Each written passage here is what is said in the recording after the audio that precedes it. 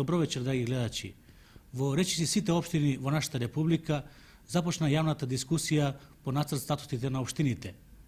Досега и заедницата на општините и градовите на Македонија организира неколку состаноци и советувања на кои се произнесува мислења за новите статути на општините, што придонесе тие побрзо да се изготвуваат и да се усогласат со најновите измени во Југословенскиот и Републичкиот устав. Посебно се прават напори да се најдат решенија за оние прашања за кои досега не се искристализирани мислењата. Така во однос на изборот и конституирањето на Соборот на Сдружениот труд, на Соборот на местните заедници, на Општествено-политичкиот собор, на Извршниот совет и органите на управата на Општинското собрание, веќе се произнесува повеќе мислења. Статутот на општина, по моје мислење, е нешто пошироко од оно што значи документот кој треба да регулира односите кои се материја на собранискиот систем. Статутот во себе треба да содржи и права и обврски и на другите чинители. Овој статут кој што имав на располагање, ми се чини дека е еден дел од статутот од статутот на општината кој што треба во себе да содржи. Поидувајќи од улогата и местото кое што е дадена на другите субјекти, јас конкретно ќе зборувам од местото и улогата на синдикатот што е даден во измените на Уставот,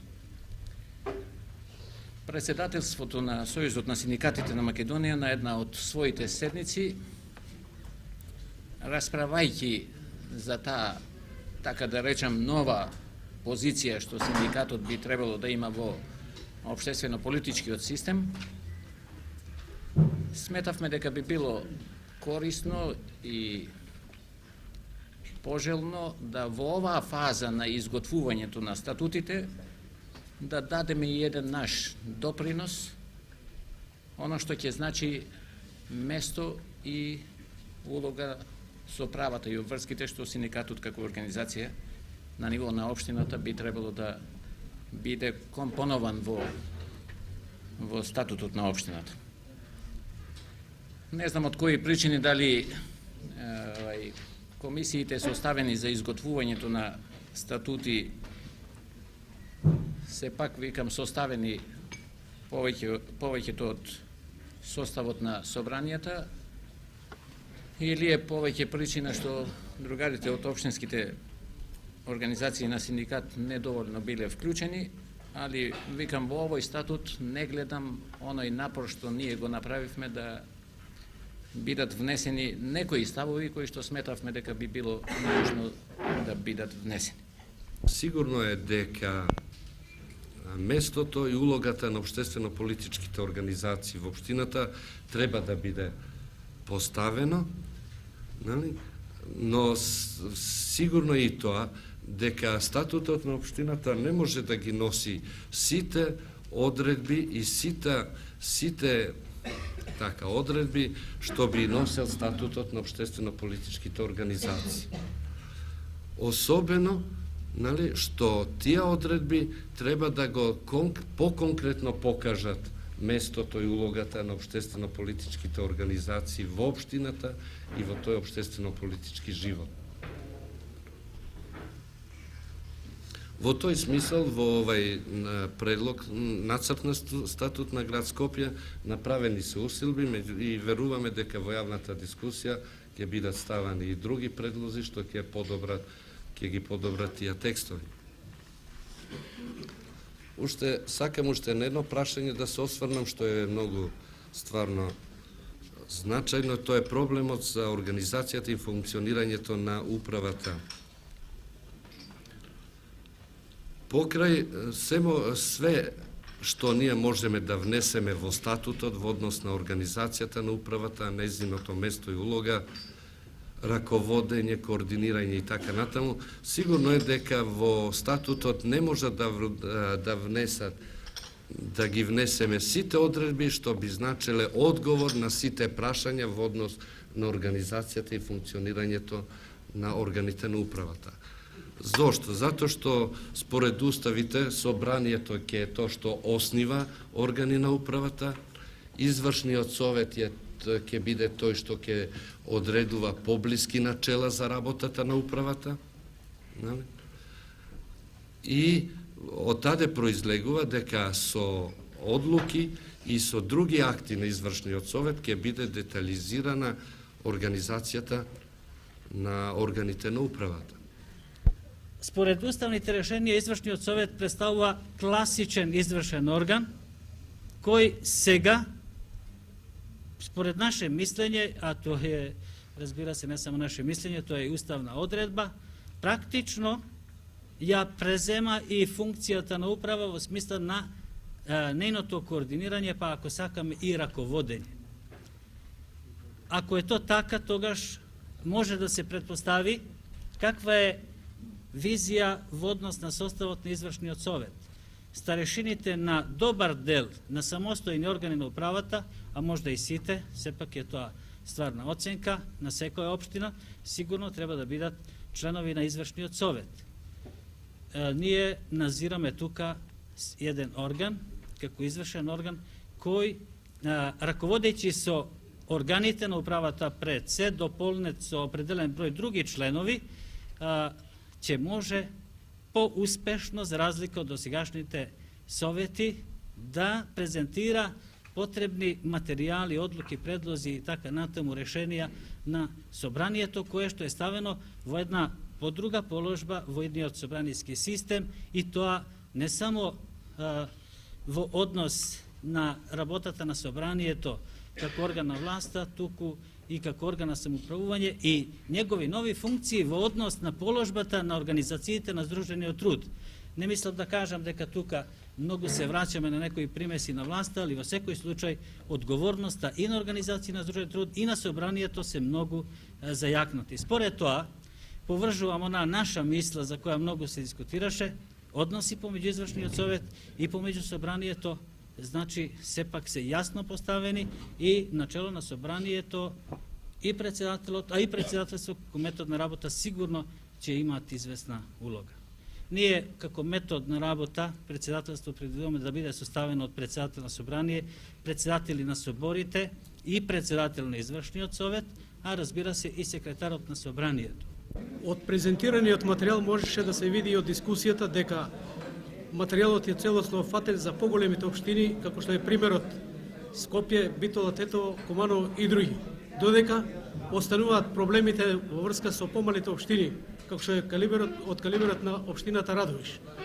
Ова проблематика потребно е да се донесат известни проблеми и алтернативи во тој поглед. И тоа по прашањето на извршниот совет или извршните одбори, неговиот состав, неговата надлежност, понатаму платеноста, местото и улогата на секретарот, местото и улогата на управите на органот. И така натаму. Понатаму не е искажано прашањето во врска со местото и улогата на председателот. Понатаму, извршниот совет, кои делегати ќе го представуваат истиот, составот на извршниот совет и другите проблеми. Посебно прашање представува организацијата на управата во органот при собранието. Другар Греков, докаде е додело со изготвувањето на новиот статут на општината Кавадарци? Преди неколку дена се состана комисијата за изработка на статут и го усвои статутот што го изготви групата што работеше врз таа материја. На овој состанок беа присутни представници од општествено-политичките организации, како и од некои поголеми работни колективи. Преднацртот беше целосно прифатен со мали забелешки, така да на крајот се договоривме дека на 25 овој месец собранието да расправа по нацрт статутот и од кога ќе го усвои, да го даде на јавна дискусија сред по работните колективи, по работните луѓе и граѓаните во општината. Оваа јавна дискусија се договоривме да трае еден месец, така да најдоцна до 25 идниот месец статутот биде конечно и усвоен од собранието. Покрај општествено-политичката активност, која што и припаѓа на Социјалистичкиот сојуз, синдикатот, Сојузот на комунистите и другите организирани општествени снаги во нашето општество, джиновски дел на активност и работата околу реализацијата на оваа акција во овие собраниски избори припаѓа и на општинските собранија. Ние во Републичката конференција заедно со сите општествено-политички организации пристапивме кон овие припреми и скоро сме при крај. Изготвени се нужните документи, при што ја утврдуваме нашата нова уставна позиција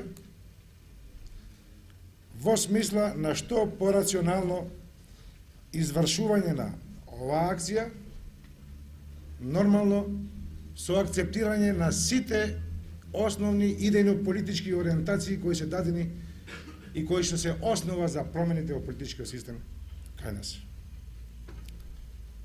Имаме направен роковник и на сите вас, мислам на сите нас, општо известно е дека се задржаваме на тие уставни рокови за извршувањето на овие собраниски избори. Заправо 15 мај е конституирање на Сојузна скупштина. 6 мај е собранието на СРМ. 22 април е собранието на општествено-политичките заедници. А од 8 до 15 веќе почнуваме со делегирање на членовите на делегациите и изборот на делегациите.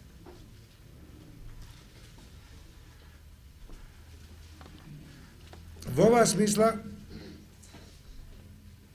сметам дека треба да приступиме сите организирано, координирано и многу ангажирано, имајќи во предвид факторот време. Она кога говорев за статутите, мислам дека ово ниво на изработка на статутите е тоа реално ниво. И порано не е можело да се овие статути изготват. Затоа што ние и денеска имаме одредени дилеми кои што се на расправа на разни политички аудиториуми, кои треба да се заземат конкретни ставови. А тие дилеми исто така за тие суштини треба да бидат директно аплицирани и во статутите на општините. Драги гледачи, тоа бе искажувањата на неколку познавачи на оваа проблематика. Според тоа може слободно да се каже дека изготвувањето на новите статути на општините се наоѓа во завршна фаза. Останува во јавната дискусија, што ќе трае во текот на идниот месец, работните луѓе и граѓаните, самоуправните интересни заедници, местните заедници и другите самоуправни организации и заедници да го дадат својот збор за конечното оформување на овој документ. Иако времето е кратко, се очекува и оваа акција позитивно да заврши.